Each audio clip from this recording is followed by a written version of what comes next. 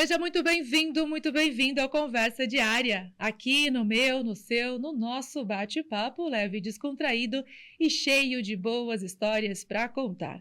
Igual aquelas histórias que a gente conta entre amigos. Hoje nós temos aqui uma convidada para lá de especial. Ela é doutora em assistência social, é professora, também faz o voluntariado. Nós vamos conversar então com Clorinda Queda, que vai trazer mais informações aqui, um pouquinho da sua trajetória profissional e pessoal, inclusive. Seja muito bem-vinda ao Conversa Diária. Obrigada por aceitar o nosso convite. Eu é que agradeço essa oportunidade, né, de trazer assim algumas falas sobre o trabalho voluntariado, sobre o trabalho docente e também da vida, né, da vida formal nossa e da vida mesmo, a escola da vida, né? Muito bom. Essas coisas. E a área que a senhora atuou, inclusive continua atuando, são áreas muito importantes para a sociedade. Só que antes de entrar nessa questão mais profissional, gostaria que a senhora se apresentasse, né? Eu falei aqui o nome e sobrenome, começando pelo nome da senhora, que é extenso, contando para a gente também, né, um pouquinho da sua história, de onde a senhora vem, falando um pouquinho de família. A gente quer conhecer, primeiramente, quem é a dona Clorinda. Pois não. O meu nome completo ele é longo mesmo, como você falou. É Clorinda Maria da Luz Mansani Queda. Mansani do meu pai e Queda do meu esposo. Nasci numa cidadezinha muito pequena do interior do Paraná, que pertencia ao município de São João do Triunfo. E dessa cidadezinha também passei a residir no local de trabalho do meu pai, que era uma pessoa que trabalhava com madeiras, fazia reflorestamento nessa época. Então, aí nessa cidade aí, a gente iniciou os estudos, era numa escola muito interessante, que se chamava a professora habilitada. Isso é lá nos tempos do Getúlio Vargas. Eu comecei os estudos com ela, com essa tia, na própria cidade de São João do Triunfo, eu e minha irmã. Aí o tempo foi passando e meu pai sentindo falta de um estudo mais amplo para os filhos, de escolas maiores do que as que tinha no município. E aí mudamos para Curitiba. E para começar aí os estudos na escola pública, eu e meus irmãos. E aí permaneci, né, por longo tempo depois em Curitiba, para fazer meus estudos superiores, na PUC do Paraná, na opção que eu fiz justo pelo serviço social. E também, assim, acompanhando, né, os meus irmãos mais velhos, os dois, a irmã mais velha e o irmão mais velho, que estavam já há tempo em colégios internos em Curitiba, para um estudo integral. E o que motivou a senhora a escolher o serviço social? Eu já refleti um pouco sobre isso, né? Que o exemplo de casa, ele é muito forte. E eu percebia no meu pai, na minha mãe, a preocupação com os outros, com as pessoas mais pobres, com as pessoas que vinham até eles com necessidades. Eu, ainda pequeno, ficava vendo aquilo tudo. Então, eu acho que mais tarde acabei indo para o serviço social com vontade realmente de fazer algo pelos outros. Mas demorou um pouquinho que eu conseguisse aí entrar na faculdade, mas foi muito bom. E como que a senhora chega a Bauru? Nós vamos falar um pouco mais ainda sobre assistência social, mas a sua chegada a Bauru, como foi? E, inclusive, depois de algum tempo, a senhora também recebe o título como cidadã bauruense. Isso são os feitos realizados, inclusive, na cidade.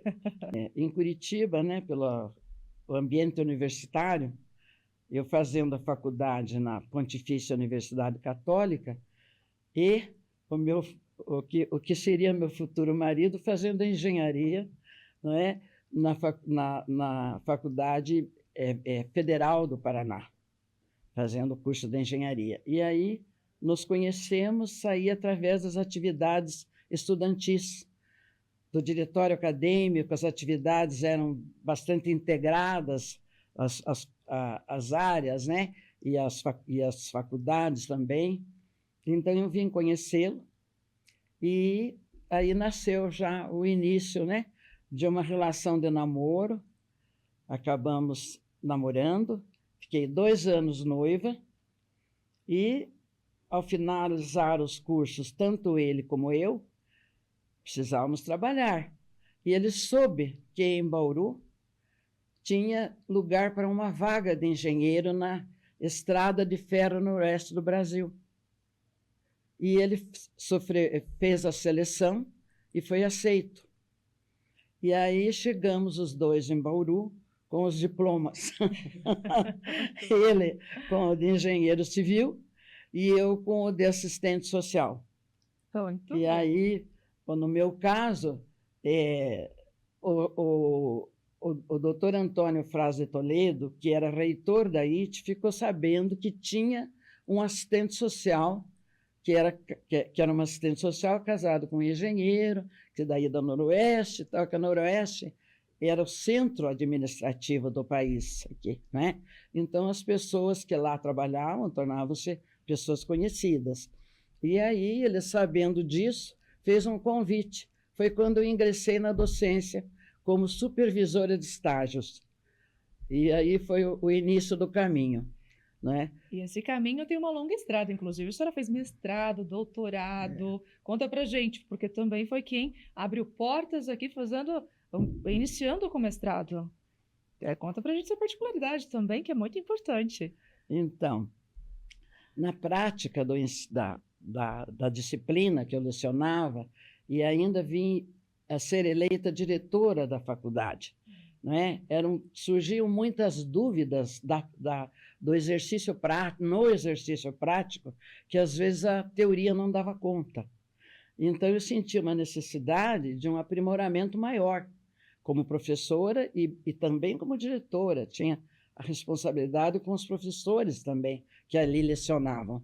Aí, então, apresentei um projeto de pesquisa na PUC de São Paulo, que foi aprovado, esse projeto de pesquisa, que era a condição sine qua non para poder adentrar o mestrado. Tinha que passar no projeto primeiro. Passei e iniciei o curso de mestrado na PUC, que me abriu horizontes, e depois comigo vieram muitos colegas também a se aprimorar. Então, foi um período muito bom, período do mestrado, e a pesquisa foi muito importante, que até esse aspecto eu acho que convém assim falar também, que com a pesquisa feita no mestrado, houve até uma alteração no próprio currículo mínimo do curso, e foi uma contribuição de Bauru, que eu estava na direção e na docência, claro, com a ajuda também de professores. E qual foi a pesquisa? Foi uma pesquisa sobre a valorização do supervisor de estágio e o estágio ser considerado uma disciplina do currículo mínimo. Porque até então fazia-se o trabalho de estágio com a supervisora, mas a supervisora não pertencia ao corpo docente da escola. Ela ficava na instituição, lá na obra. E então há uma necessidade de acompanhar mais de perto esse trabalho. Então, esse documento que foi feito com essa pesquisa foi uma pesquisa nacional e que se tornou um documento a ser consultado por todas as escolas brasileiras. Importantíssimo. Tanto que se falava, é o documento de Bauru, é a pesquisa de Bauru. Quando a gente ia em encontros nacionais, era como uma bíblia para o pessoal. E Bauru ficou conhecida também por essa seriedade, né? Porque é uma entidade privada. Nós não temos verbas para pesquisas. Eram feitas mesmo com o tempo dos professores, né, que restava da docência, e com esse carinho que a gente tinha de, naturalmente, aprimorar o curso, né? Em relação à pesquisa também que a senhora estava contando para mim nos bastidores, fazendo uma análise, né, das instituições públicas, que, né, gostaria que a senhora trouxesse essa informação, que é algo importante também. São marcos, inclusive, fazendo a diferença. Então, porque esse tripé, ensino, pesquisa e extensão da universidade é muito importante mesmo. A pesquisa ela tem que estar presente para realimentar o ensino e naturalmente, para dar qualidade maior ao ensino, para estar em contato com a realidade, né? Senão fica um ensino à parte. O Instituto Lauro de Souza Lima faz parte dessa pesquisa. Olha, é isso que eu gostaria também que a senhora falasse. É bibliografia consultada, e na época bastante consultada. Mas também que você está lembrando, é muito importante. Essa pesquisa que a gente fez junto à comunidade foi para um estudo de todas as obras sociais de Bauru, como elas estavam, como que elas funcionavam. E, paralelamente a isso, logo em seguida, aliás, a isso, assume a prefeitura aqui de Bauru o Dr. Luiz Edmundo Kolbe. E ele soube, porque a pesquisa foi apresentada em Salão Nobre e convidados autoridades de Bauru para saberem como estavam as instituições sociais de assistência, né, às famílias pauperizadas, enfim.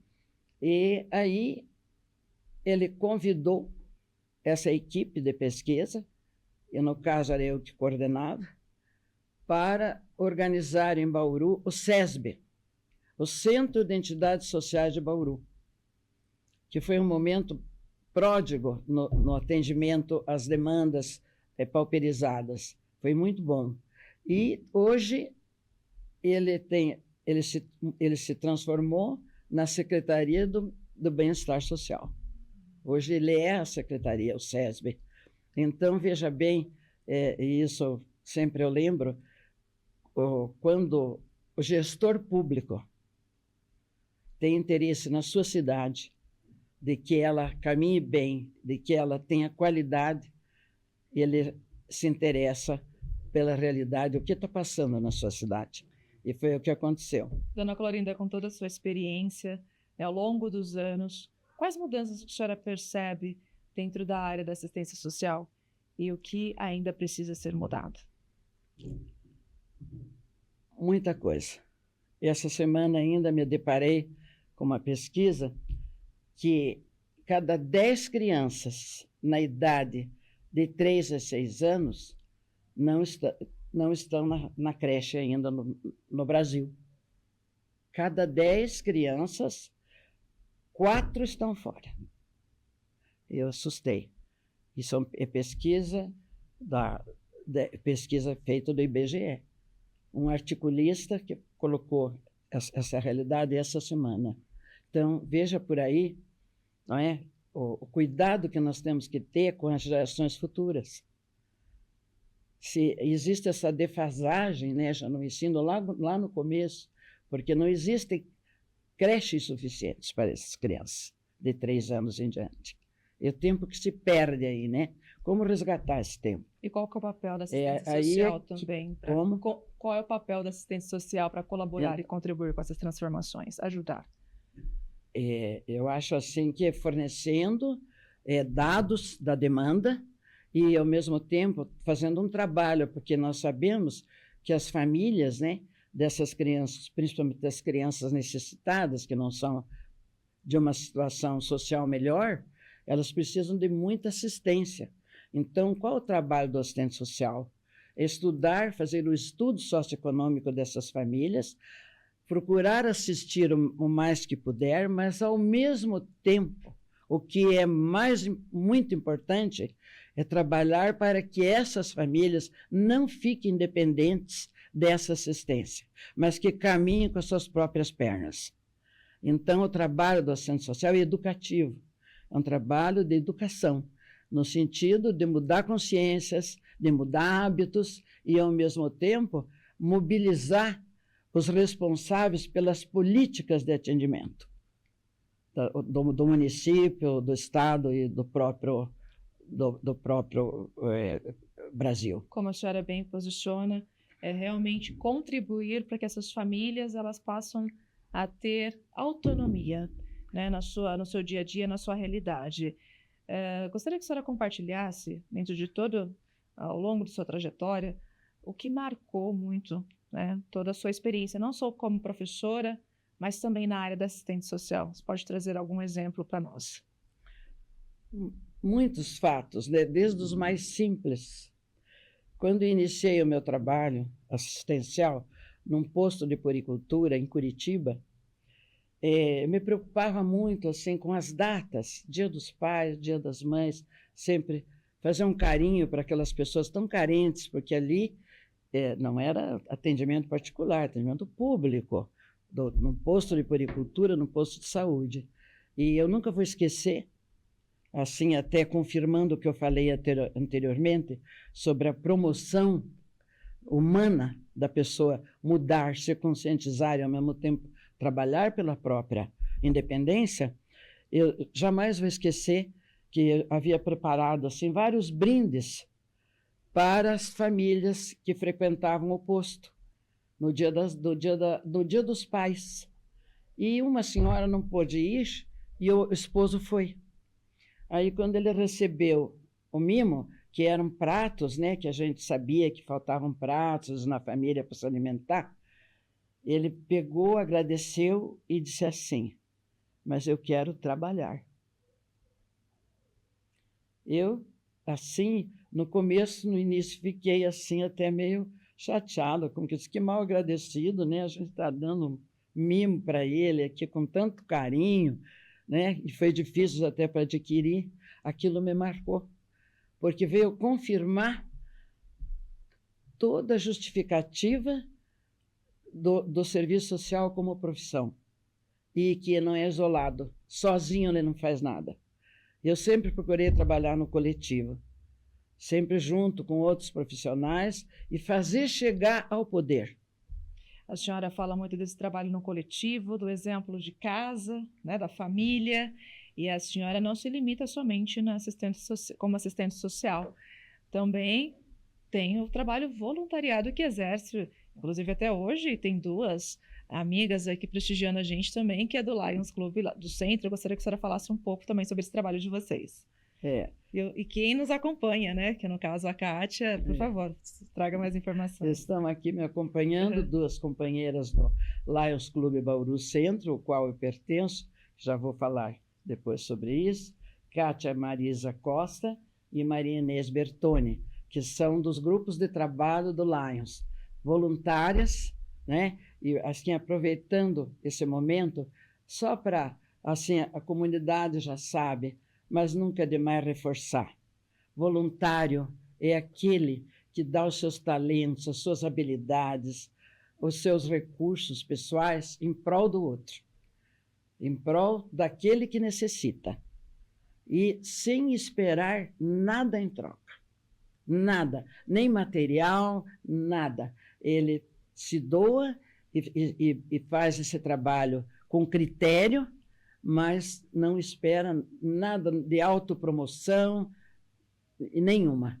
É aquela frase clichê né? Fazer o bem sem ver a quem.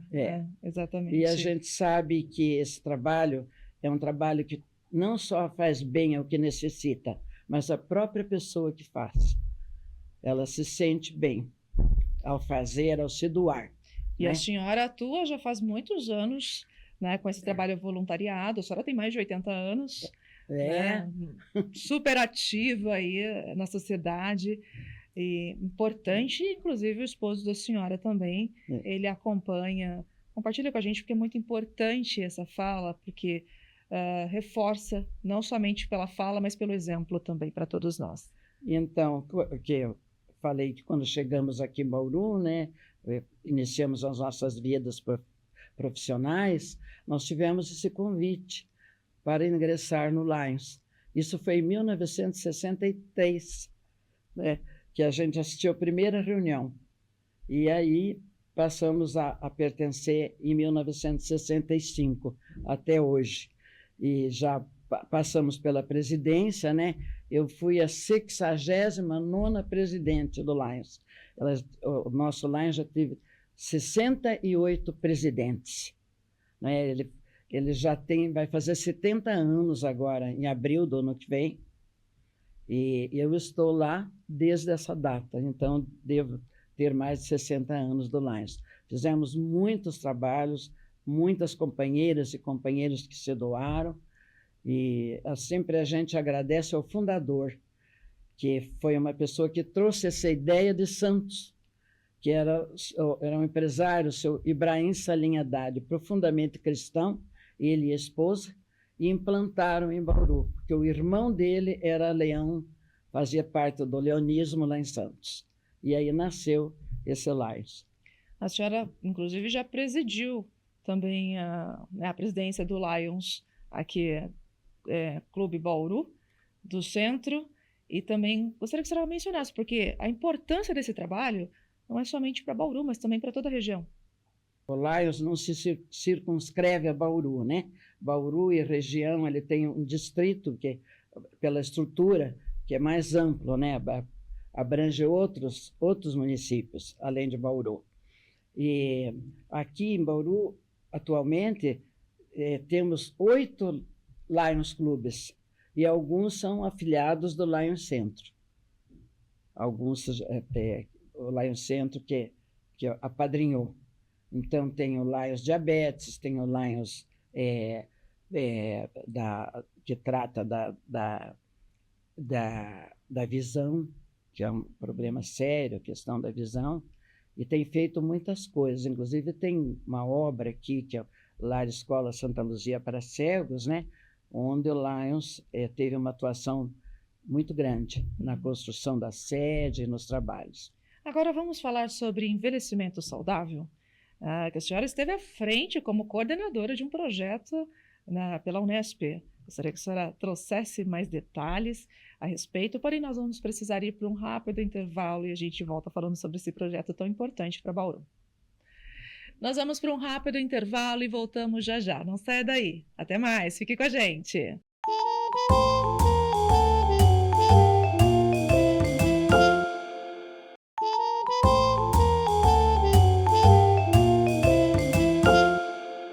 Voltamos com Conversa Diária. O bate-papo de hoje é com Clorinda Queda, essa assistente social, professora que realmente ela pratica ainda com mais de 80 anos todo esse voluntariado aqui na nossa querida Bauru. Antes também de ir para o intervalo, eu havia perguntado para a senhora em relação ao envelhecimento saudável. A senhora também foi coordenadora desse projeto. Comente para a gente sobre ele, como que funciona e porque ele está ativo ainda. Então, esse projeto ele iniciou com um fórum que foi feito aqui em Bauru por um grupo de estudos com os alunos. E foi assim... Da Unesp. Foi pela Unesp, como professora da Unesp, e, ao mesmo tempo, fizemos parceria com a Instituição Toledo de Ensino para locar, né? E foi assim, foram 3 dias trabalhando a questão do envelhecimento. Então, tinham publicações, tinham artigos, tinham também muitas experiências de campo foram apresentadas. Foi muito interessante. Esse originou a criação da UNAT, aqui na Unesp de Bauru. O que era a UNAT? O pró-reitor, tomando conhecimento desse trabalho que houve aqui em Bauru, ele criou a Universidade Aberta da Terceira Idade, aqui em Bauru. E na época eu acabei coordenando esse trabalho. Foi um trabalho que se estendeu em todos os campos da Unesp. Que é aberto ao público, É aberto ao público. Participação. Ela funciona ainda aqui em Bauru, com atividades voltadas aos idosos, de toda a cidade. Não tem, assim, restrições. Muito importante também, mais um dos trabalhos que a senhora atuou, esteve à frente. E agora falando sobre família, os filhos são bauruenses? São. São 3 filhos, Francisco, João Carlos e Cláudia, os 3 bauruenses.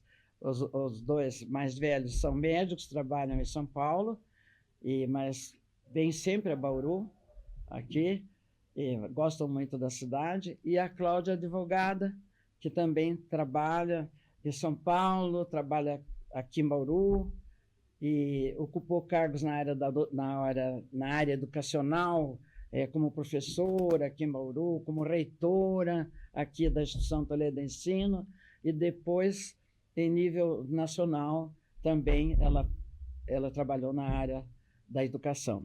A senhora trouxe para mim, no começo do nosso bate-papo, que a senhora veio aqui para a cidade juntamente com o esposo. O nome dele, gostaria que a senhora mencionasse, e ele também fez história na nossa querida Bauru. Conta para gente. Então, José Queda, né? O nome dele. E assim que nós nos entrosamos, somos acolhidos, muito bem acolhidos aqui em Bauru, e ele acabou participando da política, porque ele era engenheiro civil e precisava na Câmara de um engenheiro, porque os projetos do município envolvem muita engenharia. E ele quis colaborar, mas daí entrou, não conseguia mais parar. Foi 3 vezes vereador, mas ao mesmo tempo sempre exercendo a engenharia civil, que ele gostava muito.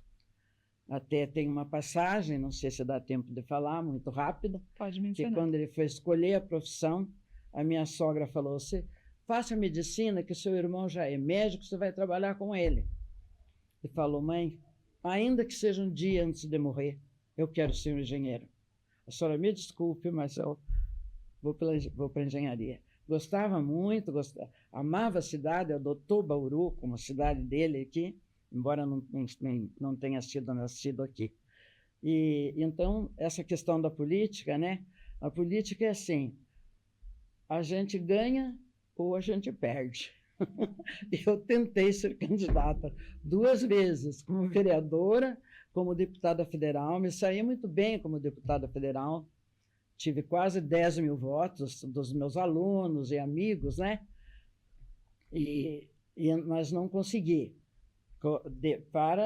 O objetivo era justamente idealista, de realizar as coisas através da Câmara Federal.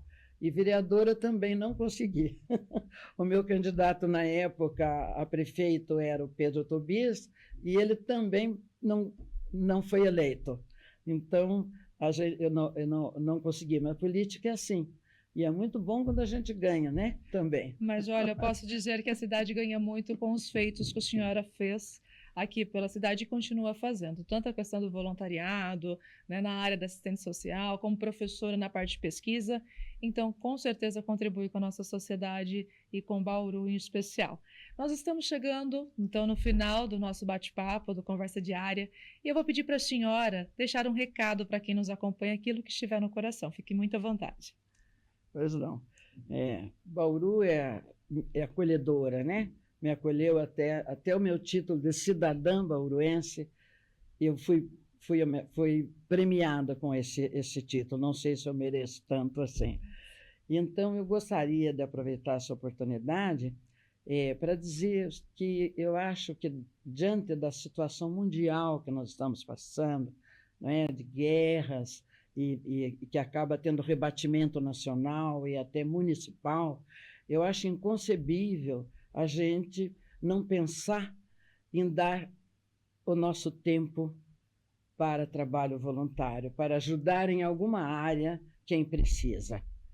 Porque há muita carência, nós sabemos disso, muitas pessoas que realmente às vezes não chegam ao local que deve ser atendido. Então, acho que é uma oportunidade grande para abraçar o voluntariado e agora, então, preferencialmente para o Lions, como voluntário do Lions, atendendo às necessidades, não é, que são muitas, de Bauru, região. E quem quer participar, ser um voluntário, como que faz para ter acesso e entrar em contato? Entrar em contato com a diretoria nossa, né, que tem o nosso presidente, que no momento é o Requimete Fara, e os demais componentes, a nossa secretária também, e pode ser pelo site, né? Pode ser pelo site, que já pode manifestar. Qual que é o site, a senhora lembra? Agora, se colocar Lions Clube Bauru Centro, é ele só.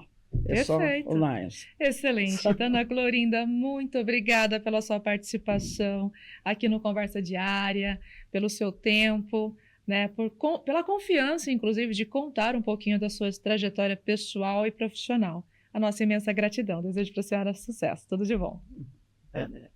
Agradeço muito e quero que você seja portadora de um grande abraço ao Renato Zaiden por este recurso maravilhoso de comunicação. Como eu chegaria aos outros se não fosse a TV Prevê? Então, eu só tenho que agradecer essa oportunidade em nome do meu grupo, do Lions, e em nome da minha família, em nome, enfim, dos meus amigos, que eu sei que todos torcem, não é, pela TV Prevê. Muito obrigada mais uma vez. Estamos sempre de portas abertas para vocês também, tá bom? Obrigado. Sucesso. Deus abençoe. Então, nós encerramos o nosso bate-papo de hoje do Conversa Diária com Clorinda Queda, essa assistente social, voluntária, professora que vem fazendo a diferença aqui na nossa querida Bauru. Aqui, claro, eu vou deixando o meu forte abraço para você e até o nosso próximo encontro. Tchau, tchau!